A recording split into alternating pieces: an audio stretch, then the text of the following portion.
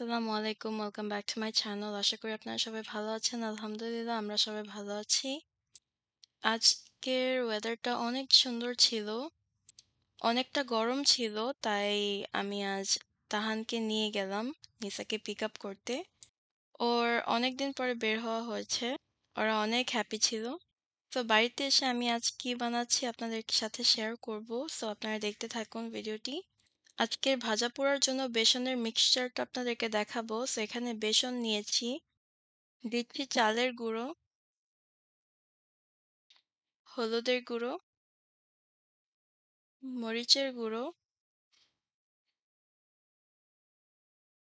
জিরে গুঁড়ো, ধনিয়া গুঁড়ো, অল্প একটু বেকিং সোডা, স্বাদমতো লবণ। Mix it really well. ভালো করে মিক্স করে নিতে হবে। আমি অল্প করে একটু কাশ্মীরি মরিচ ইউজ করেছি just to give it a little colour. তো আফটার মিক্সিং এখানে পানি দিয়ে দিচ্ছি, রুম টেম্পারেচার ওয়াটার, অ্যান্ড এটাকে ভালো করে মিক্স করে নিতে হবে to get a perfect blend. এই বেসনের মিক্সচারটাকে ভালো করে মিক্স করে নিতে হবে কারণ এটাতে আমরা ভাজা পোড়াগুলো ডুবিয়ে নিব বিফোর উই ফ্রাই ইট। তো এখানে ডিম নিয়েছি অনেকগুলো। এই ডিমগুলো ভাজবো আজকে, ডিমের চপ। তো ডিমের চপটাকে আমি কেটে নিয়েছি। কেটে আমি এখানে একটু সল্ট অ্যান্ড হালকা করে একটু মরিচের গুঁড়ো দিয়েছি। বেগুনি আপনাদেরকে আগেও বানিয়ে দেখিয়েছিলাম কিন্তু আজকে একটু ডিফারেন্ট ভাবে করছি। আজকে একটু হলুদ, একটু মরিচের গুঁড়ো আর লবণ অ্যাড করা হয়েছে, বাট ইউজুয়ালি আমরা জাস্ট হলুদের গুঁড়ো আর লবণ ইউজ করি। আজকে একটু ডিফারেন্ট করলাম। তো এখানে বেগুনিটা ভেজে নিব। এখানে তেল বসিয়েছি। আমাদের এখানে সবকিছু এগুলো ভাজতে এতটা সময় লাগে না কারণ আপু একদিক দিয়ে চুলার মধ্যে এই ভাজা পোড়াগুলো দিচ্ছে আর আমি একদিক দিয়ে এগুলোকে উল্টিয়ে দিচ্ছি। এভাবে করে নিলে হয় কি আপনার বেগুনি, আলুর চপ সবকিছু যেটাই বলুন না কেন সবগুলো ফুলে উঠবে। অ্যান্ড মেক শিওর এটা উল্টানোর আগে এটা ফ্লোট করতে হবে। তেলের উপরে ফ্লোট যখন করবে তখন এটাকে উল্টাতে হবে। অ্যান্ড দ্য থিং ইজ এটাকে ভাজার সময় মিডিয়াম হিটে রেখেছি তাই এটা অনেক তাড়াতাড়ি এক সাইডটা ভাজা হয়ে যাচ্ছিল। তাই সবগুলো দেওয়ার পরে লো হিটের মধ্যে এটাকে ভেজে নিতে হবে until you get the perfect color. And so আমি এটাকে লো হিটে এভাবে করে ভেজে নিচ্ছি because we want the বেগুন to get fully cooked.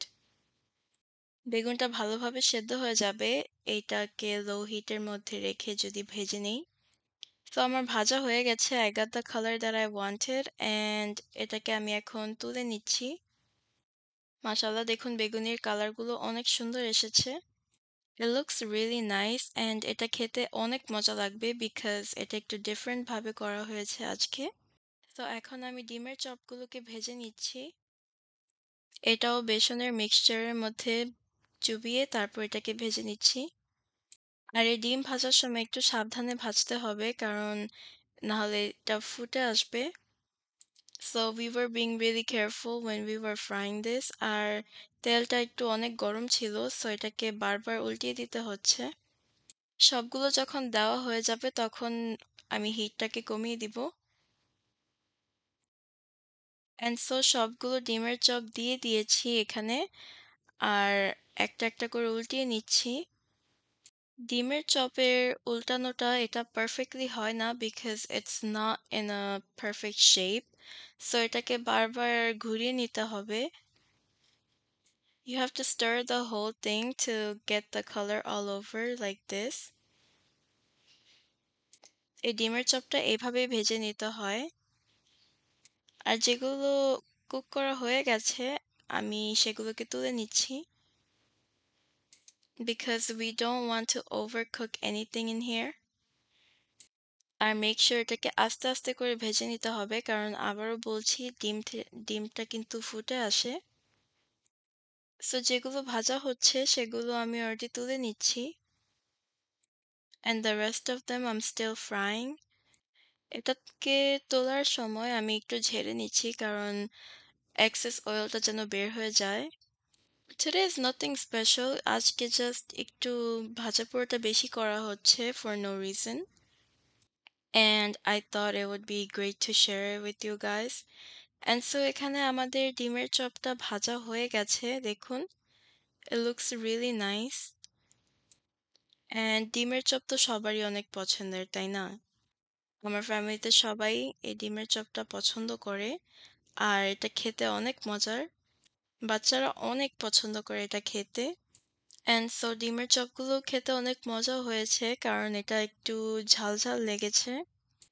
আর আমরা কোনো সময় বেশি ঝাল দেই না এই ভাজা পোড়াতে কারণ যদি চিলি পেপার ইউজ করে থাকি it's already going to be spicy. And today we just wanted to do something different তাই এগুলোকে এভাবে করেই নেওয়া হয়েছে, এভাবে করে বানিয়েছি। অ্যান্ড সো এখন আমি আলুর চপটাকে বানিয়ে নিচ্ছি। এখানে বেসনের মধ্যে চুবিয়ে আলুর চপটাকে ভেজে নিচ্ছি। সবকিছুই যখন ভাজবো তখন মেক শিওর করতে হবে যখন এটা উপরে ফ্লোট করে আসবে তখনই আমরা এটাকে উল্টিয়ে নিব। কারণ এটা বেশি সময় তেলের মধ্যে থাকলে এটা বেশি ভাজা হয়ে যাবে। So we don't want that. And এটাকে উল্টিয়ে দিলে হয় কি আপনার এটা সেপারেটেড থাকে বাকিগুলো থেকে, একসাথে হয়ে থাকে না। অ্যান্ড সো আলুর চপগুলো অনেক সুন্দর হচ্ছে, অনেক পারফেক্টলি এটা বসে যাচ্ছে। আমার কাছে রোজার সময় আলুর চপ, বেগুনি, পেঁয়াজু, ডিমের চপ এগুলো সবকিছু খেতে অনেক ভালো লাগে। And broccoli chop along with ফুলকপি chop, they are so good. এগুলো খেতে অনেক ভালো লাগে even though it's made out of so much oil, you fry it in deep oil, it's still the best. মানে রোজার সময় খেতে এটার টেস্টটাই পুরো আলাদা। রোজার পরে এটাকে খেতে এতটা ভালো লাগে না বাট রোজার সময় অনেক মজা লাগে। অ্যান্ড সো এখানে আলুর চপটা ভাজা হয়ে গেছে আমাদের, আমি এটাকে তুলে নিচ্ছি। এখন আমি পেঁয়াজুটাকে বানিয়ে নিচ্ছি। আলুর চপ, পেঁয়াজু এগুলো সবাই বানাতে পারে তাই আপনাদেরকে এগুলো মিক্স করা আর দেখাইনি, শুধু বানানোই দেখাচ্ছি। আর পেঁয়াজুটা হচ্ছে আমরা পারফেক্ট শেপ করি because it looks nice this way, but in reality it does not have any shape. So আলহামদুলিল্লাহ আমাদের ভাজা পোড়া সব হয়ে গেছে। এখানে আলুর চপগুলো দেখুন ফুলে কত বড় হয়েছে আর দেখতে অনেক সুন্দর দেখাচ্ছে। বেগুনিটা অনেক সুন্দর দেখাচ্ছে, look at the color. Everything looks so perfect. I'm amazed. ডিমের চপটা অনেক সুন্দর দেখাচ্ছে, সাথে এখানে পেঁয়াজু। সবকিছু পারফেক্টলি বানানো হয়ে গেছে and I know everything is not perfect but these are definitely perfect. আর এগুলো সবগুলোই খেতে অনেক দারুণ হয়েছে। আশা করি আজকের ভিডিওটি আপনাদের কাছে ভালো লেগেছে। সো আজ এই পর্যন্ত। আল্লাহ হাফেজ। আসসালামু আলাইকুম।